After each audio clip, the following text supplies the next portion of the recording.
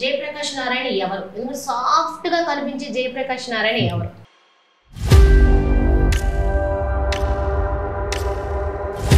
Anti Congress రాజకీయాలతోటి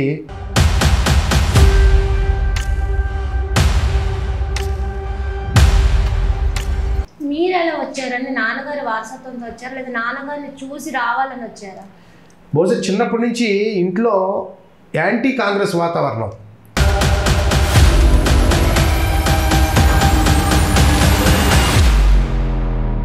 మరి ముస్లిమ్స్కి Hindus కొన్న భారతీయ జనతా పార్టీకి ఎందుకు పడదు? వాళ్ళని మీకు శత్రువులా?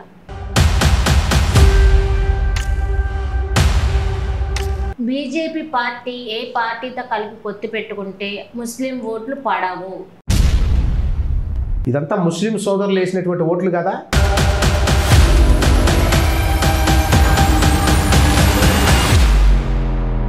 ఆంధ్రప్రదేశ్లో ఉన్న ఇప్పుడు నడుస్తున్న జగన్మోహన్ రెడ్డి పథకాలు ఏవైతే ఉన్నాయో అవి బీజేపీ పథకాలా లేకపోతే జగనన్న పథకాలేనా? కేంద్ర ప్రభుత్వం నరేంద్ర మోదీ గారి నాయకత్వంలో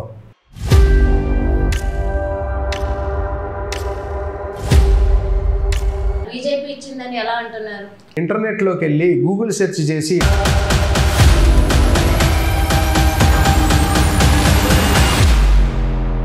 మరి 33 లక్షల ఇళ్ల పట్టాలు మరి వర్గాలకు మరి ఇచ్చింది జగన్మోహన్ రెడ్డే కదా, ఇది కూడా బీజేపీదేనా? ప్రధానమంత్రి గారి ఆవాస్ యోజన కింద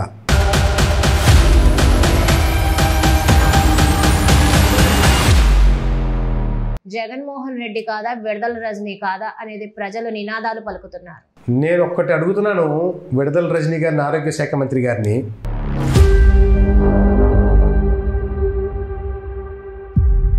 వైసీపీ టీడీపీ పట్టిస్తున్నారని అంటున్నారు. మరి మీరెందుకు మేము చేసామని మీరు ఎందుకు చెప్పుకోవట్లేదు, రావటం లేదు? మంది ఒక ఫెడరల్ వ్యవస్థలో ఉన్నటువంటి దేశం.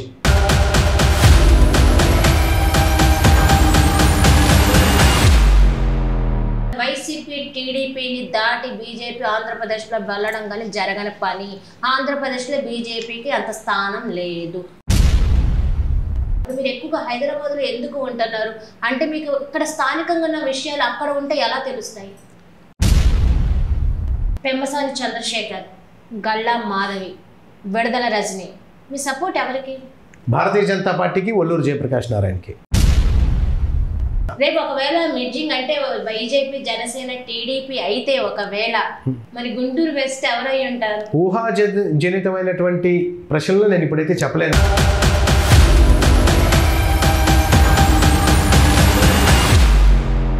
గుంటూరు వెస్ట్ క్లాసుకి క్లాసు, మాస్కి మాస్, దేనికైనా సమాధానం చెప్పే కీలకమైన నియోజకవర్గం 175 నియోజకవర్గంలో ఇది.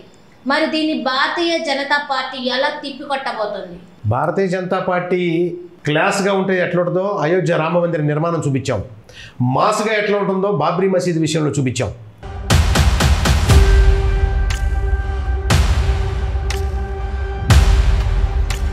గుంటూరు అంటేనే కారం, ఇక్కడ పుట్టి పెరిగిన వాళ్ళందరికీ ఆ పవర్ అనేది ఉంటుంది అనేది అయితే వింటాం. మీరు ఇక్కడ లోకల్ అనేది వింటాను. మరి ఎప్పుడు సాఫ్ట్గానే ఉండడమేనా? అంటే మీలో అసలు మాస్క్ కనిపించదా? రేపు అందరూ సిద్ధం అంటున్నారు, యుద్ధం ప్రారంభం అంటారు. మరి మీకు అలాంటి పవర్ ఏం లేదా? నేను సాఫ్ట్ అని అనుకునేటువంటి వ్యక్తులందరికీ కూడా నేను ఒకటే సమాధానం చెబుతున్నా, నేను చేసేటటువంటి ప్రక్రియ ఏదైతే రాబోయే రోజుల్లో ఉందో ఈ ప్రజలే నిర్ణయిస్తారు.